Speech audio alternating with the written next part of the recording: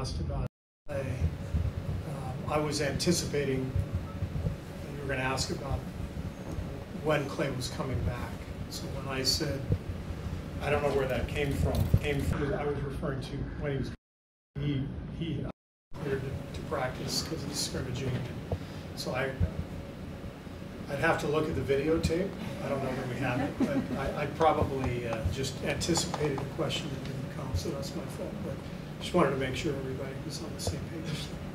I was hoping we could get maybe a more detailed update on James. I mean, I know there was hope that he was going to be part of those 5-on-5s, that he wasn't. Just where is he at?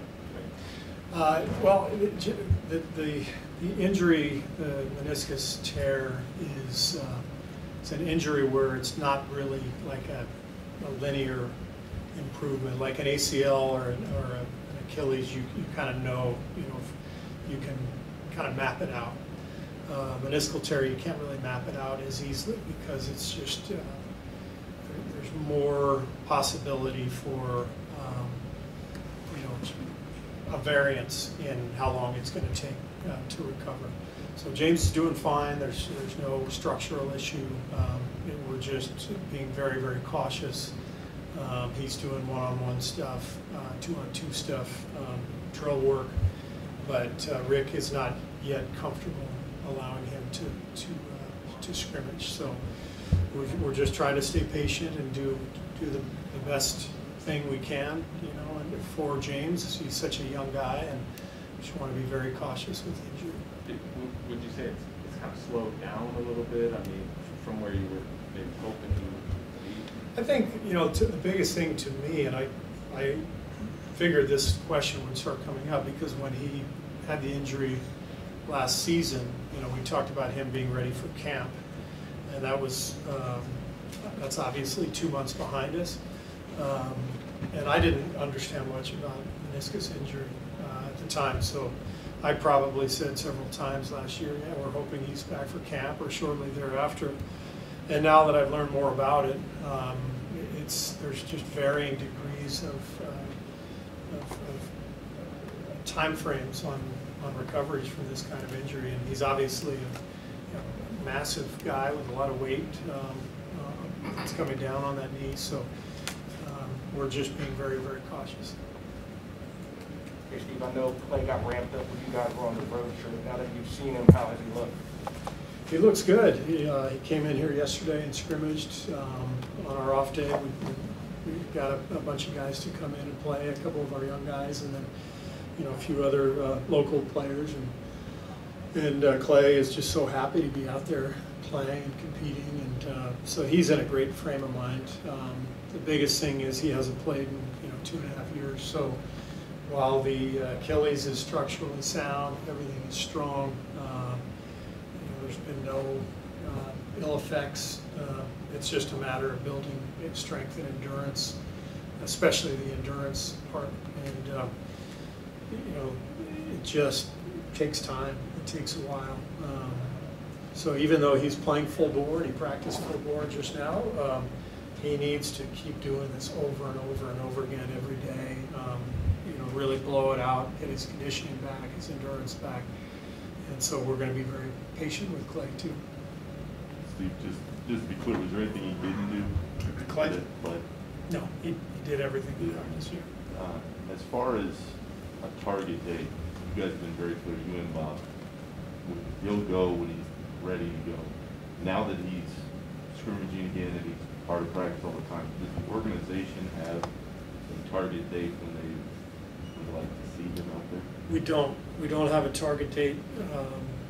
What we have is a number of weeks ahead of us for certain where we're going to play it out and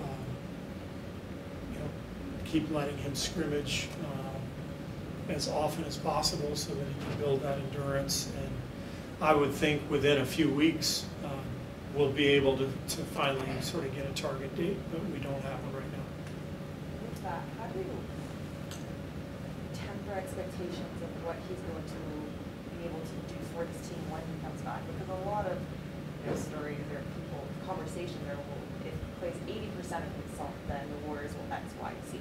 Right. But it's going to take a little bit before it's Yeah. for 7 and stuff. So how do you just temper expectations for within your team, the organization, for fans, Yeah. people watching, having those conversations? That's really your job.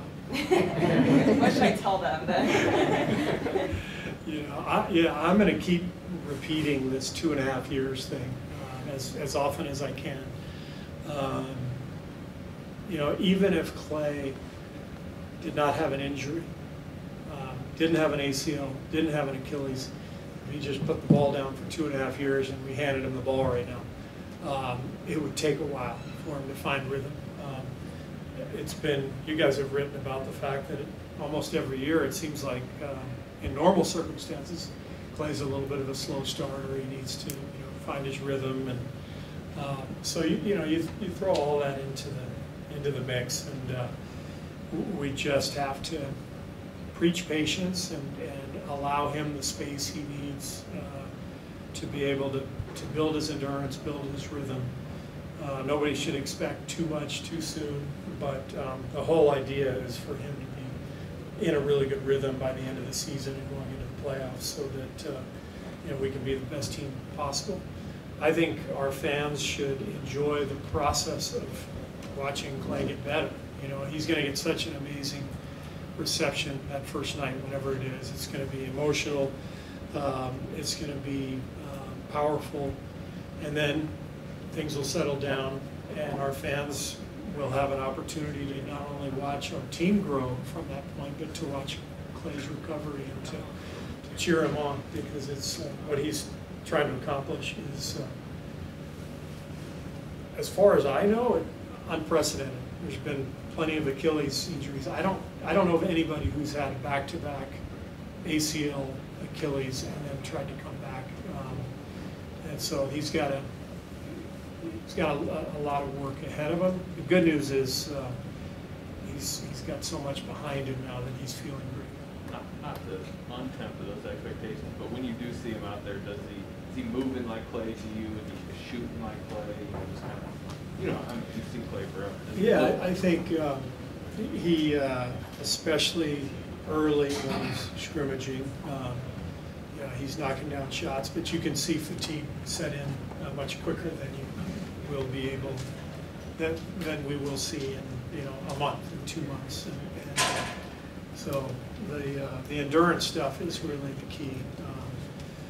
With endurance comes the rhythm of the shot. Obviously, Klay is a guy who, along with Steph, runs more miles than anybody in the NBA. Chasing ball handlers around, running off screens. It's a lot of work, and hard to shoot. When you're tired, it's hard to shoot when you don't have that endurance. So he's got a lot of build up ahead before he can really get back to being himself. Steve, insofar as Klay is sort of ahead of James with his progress, is it likely, conceivable, pretty much assumed that he'll be back before James, or is this still kind of gray? It's still gray because of the different circumstances of their respective injuries. I wanted to ask kind of about, the coaching update with Kenny Atkinson. I know obviously he hasn't been on the bench. Yeah. What has he been able to do behind the scenes, and is he at all close to maybe being out on the court with you guys? He came to our coaches meeting this morning. It's the first one he's been to, and then went home. He's not supposed to be up off his feet for too long, so he's been cleared to come to our meetings, and hopefully before too long he'll be cleared to come to practices as well. But I talk to him every day. He sends me texts every day with different thoughts, different ideas. He's, as you guys know, he's got a very analytical mind. He's working behind the scenes with Weibo, sending me reports, giving me thoughts, ideas, of, combinations we might play, or certain things we need to examine a little bit with our own game. So Kenny's still playing an integral role in what's happening, but he's just not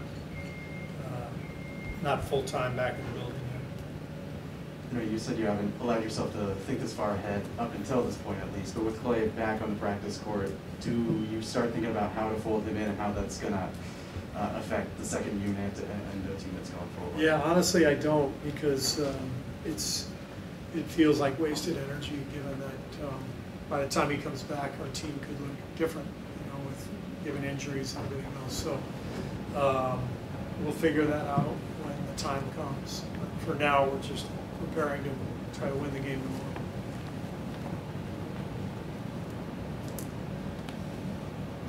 Steve, do you sense this is a different time for the Warriors, a different roster, when you have two players, Jordan and Andrew, who both have 30 points on the same night, and one of those 30-point scorers was not Steph in that game? Yeah, I mean, it's a great indication of how far we've come in a couple of years. 2 years ago we had the worst record in the league. Now we have the best record in the league. Obviously, Steph got healthy, which is the main thing. But I think our front office has done an amazing job of finding players that fit and drafting well. The development of Jordan over the last couple of years is really paying off. The trade for Wiggs was a huge move for us to complement our team with his length, his defense, his athleticism. And that move was always done with the idea that he would really complement Steph and Klay. And we haven't even been able to see that yet. So it's very exciting, but I think more than anything, I think our organization deserves credit for sticking it out the last couple of years and continuing to try to improve. And that includes all the coaching staff and players with the work they put in each day, in the player development department, and then the front office with building a really good roster and bringing in a lot of good people. So it's very satisfying, but it's also very early, so we got a ways to go. And to follow up on something that Draymond said, based on something you said, he mentioned he's the best defender in the world. Draymond agreed, of course, but he went on to say that he wants to be Defensive Player of the Year again. He wants to be an All-Star again. Do you see that resolve in him, maybe the way he started the season, to reach those goals, places that he's been before? Yeah, I mean, the other night, game ends and the coaching staff meets down in our weight room, and we're waiting for Raymond and the last interviewed player to come down from the floor, probably Steph, usually Steph. And Draymond's already started his weight training session, post-game weight training. And it's impressive stuff, working on his core, working on his balance, core strength. I mean, this is 5 minutes after the game ends. So Draymond's in a great place. All that motivation is real. He's playing at an all-star level. He's an amazing defensive player, incredible, and he affects winning. Draymond at his best affects winning as much as just about any player in the league. So there's a reason we are where we are right now. There's probably a few reasons, but Draymond is a huge part of it. Steve, just on the matchup tomorrow, the Sixers, they've been banged up. But what have you seen out of them as of late? I know Tyrese Maxey has kind of taken a step up for them. Yeah, I just watched a little bit last night, so I'm going to spend more time on them today and tomorrow. But they've been hammered with injuries and COVID, and so they're, Doc's doing a great job just keeping them afloat, and their young players are playing well. Maxey has been fantastic. George Niang has always been a guy that I love to watch play. He's a connector. He's a guy who just seems to tie things together, and they play hard. So they're keeping their head above water until they get their guys back.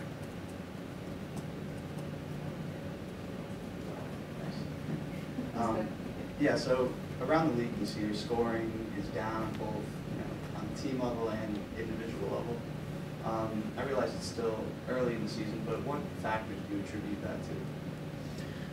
I think the number one factor is the change in the officiating and you know, just not letting the offensive player initiate contact and grab and hold and you know, be rewarded for that. So I haven't looked at the stats. I just know that it's a much better product. It's more competitive. It's more real. I'm really enjoying watching the game. I think there's so much three-point shooting out there that the last couple of years we just didn't give the defense a chance. And now I feel like the defense has a chance because if you can get to your spot and not reach, you're no longer vulnerable to being grabbed and being called for a foul on the ground. And then just to follow up on that, it seems like the Warriors haven't been, you know, too affected by that. Your offense has been solid, one of the best in the league. Why do you think you've been kind of immune to that rule change? Well, we're not a heavy pick and roll team. A lot of that stuff happens in pick and roll. We don't have a lot of guys. I think Steph is probably the player who's been most affected by it, but mainly in the pump fake department. To Steph's credit, he pump faked one time in our first preseason game, jumped into the guy, didn't get the call, and I don't think he's done it ever since. I think he started to a couple of times, you know, pump faked, started to jump in and remembered, oh yeah, I'm not going to get this call, and moved the ball on. And now it's to the point where he's not even trying it. So I think that's happening league-wide. Kevin Love did that in our game in Cleveland the other night. You know, played it normally. You know, he would have jumped to the side to draw a foul. He remembered, oh yeah, I'm not getting this, and it's a better, you know, better flow to the game as a result. So, but you know, we haven't had a lot of guys who did a lot of that other than maybe that one instance that I'm talking about. And Steve, throughout the history of the league, there's always been brothers in the league, twins often. And I'm wondering, would you look at Steph and Seth? Can you recall any brother combo that does what they do as well as they do it, and just kind of where they stand? And I'm looking at them and thinking they're pretty good as a brother combo. Yeah, I mean, I'd have to give that some thought, but you know, I can't imagine there's more productive pair of brothers, especially over the last couple of years with Seth coming into his own. Yeah, pretty amazing family. I just have one quick clarifying question on James. Is it like a day-to-day thing on your weight for him to scrimmage? Like, are you coming in every day with Rick, like, can it be today? Or is it like, oh, it's not this week, push it back to next week? It's more just as soon as Rick tells me that he's ready to scrimmage, then he's ready. And I don't ask Rick every single day. James is doing a lot of work on the floor with Techie every day. Doing a lot of work in the weight room.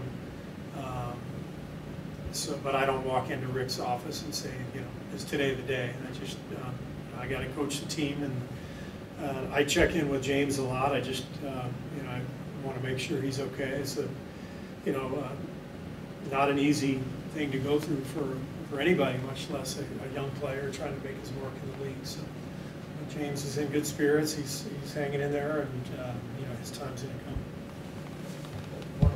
You had a bunch of guys that were out the other night. What are those guys, Andre, GP, and where do those guys stand in terms of health? Yeah, so GP was limited in practice today a little bit, and then Andre did not practice today, but he told me he's feeling a lot better. The swelling in his knee went down, and he should be getting some work on the floor over the next few days. And so I think, I guess Gary would be questionable for tomorrow. Andre would be out for tomorrow. Thanks. Great. Cool. Thank you. Got a couple guys up here shortly.